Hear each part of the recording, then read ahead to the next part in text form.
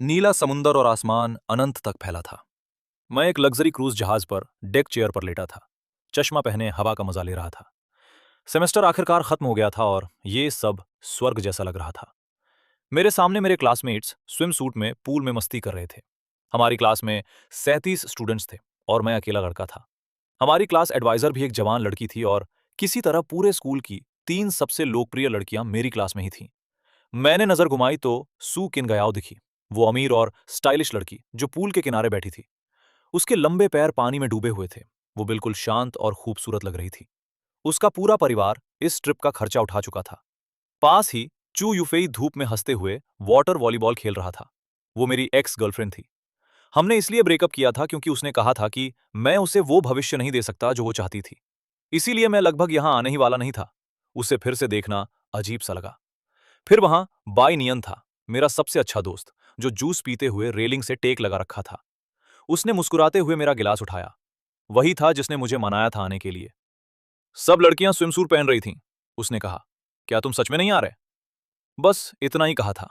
मैं ठंडी कोला पीते हुए सोच रहा था कि जिंदगी इससे बेहतर नहीं हो सकती। फिर अचानक एक जोरदार धमाका हुआ। पूरे जहाज में हड़कंप मच गया। डेक जोर से हिला। पूल का पानी चारों ओर उड़ गया और लोग चिल्लाने लगे। मैं अपनी कुर्सी से उड़ गया, रेलिंग से टकराया और बेहोश हो गया। जब होश आया तो सिर दर्द कर रहा था। मैं कुछ गर्म और नर्म पकड़े हुए था।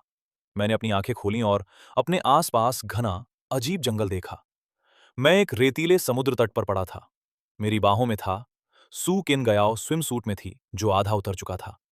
उसका टॉप पास की झाड़ी में फंसा था। शायद लहरों ने फाड़ दिया था। ये तो बड़ा झमेला था। अगर वो जागी और ये देखी तो मैं तो मर गया। वो धीरे धीरे अपनी आंखें खोलने लगी। मैं फट से कूदा, उसका स्विम सूट पकड़कर उसे ढकने की कोशिश करने लगा। लेकिन उसने मुझे पहले देख लिया।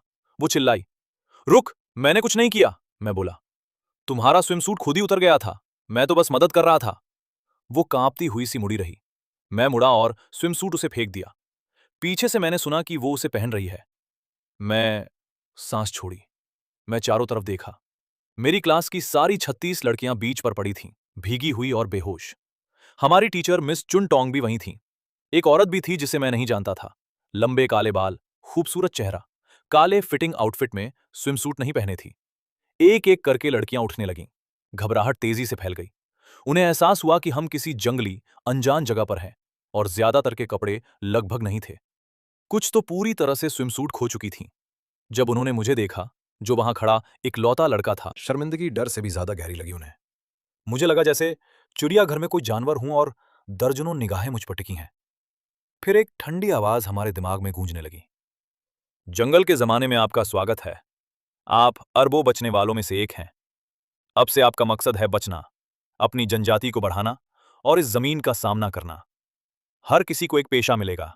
आपकी जमीन पर कुछ बुनियादी मकान होंगे। एक नेता चुना जाएगा जिसके पास पूरी ताकत होगी और एक खास जनजातीय आभा होगी। सब चुप हो गए। दूसरी दुनिया की यात्रा, जनजाति के नेता, ये कुछ बड़ा ही लग रहा था, एक उपन्यास से। मुझे बाकी लोगों से जल्दी मिल गया। ये एक सर्वाइवल सिचुएशन था, लेकिन मैं अकेला लड़का था जो 30 से ज्यादा डरी हुई लड़कियों से घिरा था। सिस्टम हमारे नेता को चुनने लगा। मैंने दुआ की कि मैं न बनूं। इन सब घबराई लड़कियों को संभालना किसी बुरे सपने जैसा था।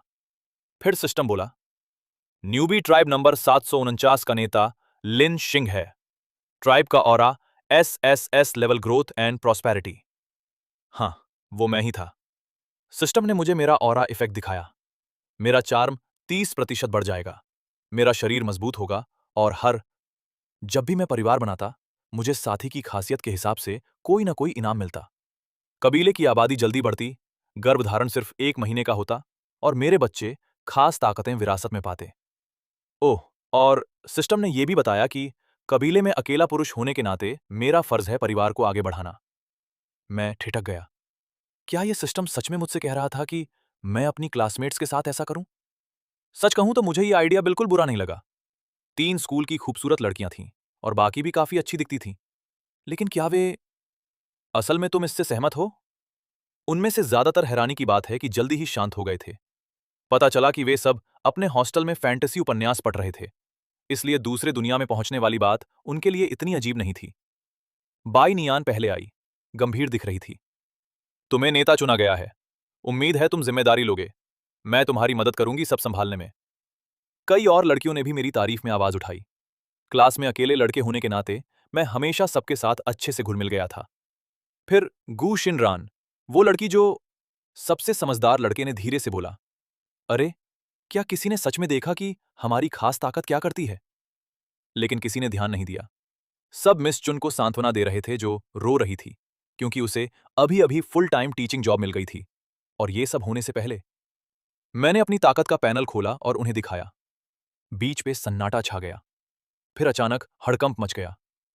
उसके साथ बच्चे, 1 महीने की प्रेगनेंसी, ये तो जानवरों से भी तेज है। मैं तो सिर्फ 20 की हूं, मैंने कभी डेट तक नहीं किया। मिस चुन तुरंत खड़ी हो गई। लिंशिंग, तुम ऐसा नहीं कर सकते। वे तुम्हारे सहपाठी हैं। टीचर चुन, मैं भी इसे कंट्रोल नहीं कर सकता। मेरी गला सूख गया था। बाई नियन बीच में आ गई और सबको चुप करा दिया। बहस करने का क्या फायदा? ये सिस्टम के नियम हैं। हम इनके खिलाफ नहीं लड़ सकते। सबसे जरूरी चीज है जिंदा रहना। उसने मुझसे देखा। लिंशिंग, हट जाओ। हमें आपस में बात करनी है। ठीक है, चले जाओ। लड़कियों ने तुरंत सहमति जताई। मैं खुश था कि मुझे छोड़ दिया गया। मैं पीछे हट गया और एक छोटी सी झोपड़ी मिली जो अचानक कहीं से आ गई थी। सिस्टम ने बताया कि ये हमारा लेवल 1 है। मैं शहर में 50 लोगों के लिए बेसिक शेल्टर बना रहा था। वहां एक बिना जलाए हुए पत्थरों और सूखी टहनियों से बना आग का गड्ढा भी था। फिर मेरी नजर उस अजनबी महिला पर पड़ी जो पूरी समय चुप रही। वो एक चट्टान से टिकी हुई थी और सब कुछ एक ठंडी नजर से देख रही थी, जैसे उसे इन सब बातों से कोई लेना देना नहीं। मैं उसके पास गया। हाय, मैं लिनजिंग हूं। मैं इस कबीले की नेता हूं। उसने ऊपर देखा। खूबसूरत चेहरा, बर्फ की तरह ठंडी आंखें। कुछ कहा नहीं। मैंने फिर कोशिश की। तुम हमारे स्कूल की नहीं हो ना? तुम्हारा नाम क्या है? कुछ सेकंड बाद उसने बिना कोई इमोशन दिखाए जवाब दिया, लिनबिंग, जहाज की नर्स। यहां ऐसी नर्स की बहुत जरूरत थी। चोट या बीमारी कभी भी हो सकती थी।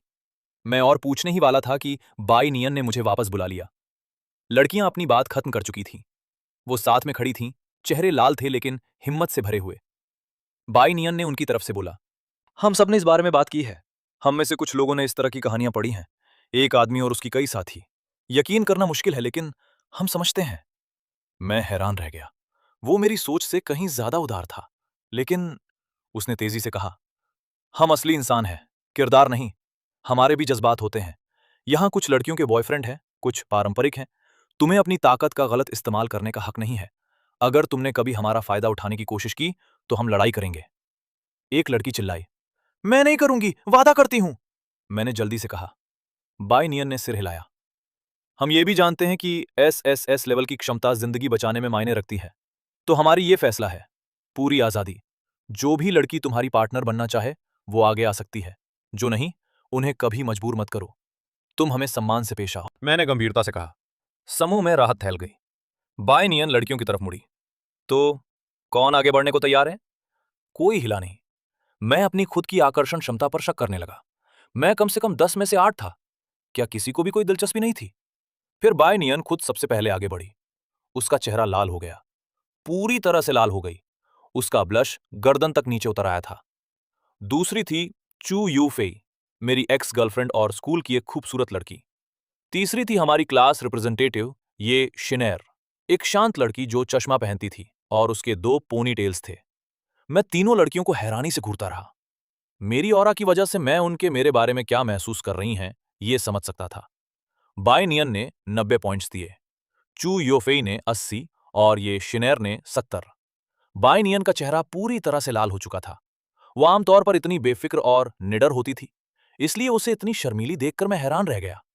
पूरे समय मैं उसे बस दोस्त की तरह ही ट्रीट करता रहा और वो सीक्रेटली मुझसे प्यार करती थी। चू यूफेई, जिसने मुझे छोड़ा था, अब फिर से मेरे सामने आ रही थी। मैं उसके कारणों के बारे में सोचना नहीं चाहता था। मैंने यी शिनेर को देखा। छोटी, नर्म, बड़ी चश्मा, ट्विन पोनीटेल्स वाली। मुझे याद आया कि वो हमेशा क्लास में मेरी तरफ देखती रहती थी और जब मैं होमवर्क भूल जाता था तो कभी मुझे टीचर के पास नहीं बताया। उसे मुझसे काफी वक्त से लगाव था। बाय नियन ने मुझे कोहनी मारी। 3 खूबसूरत लड़कियां तुम्हारे साथ होना चाहती हैं और तुम बस ऐसे खड़े हो।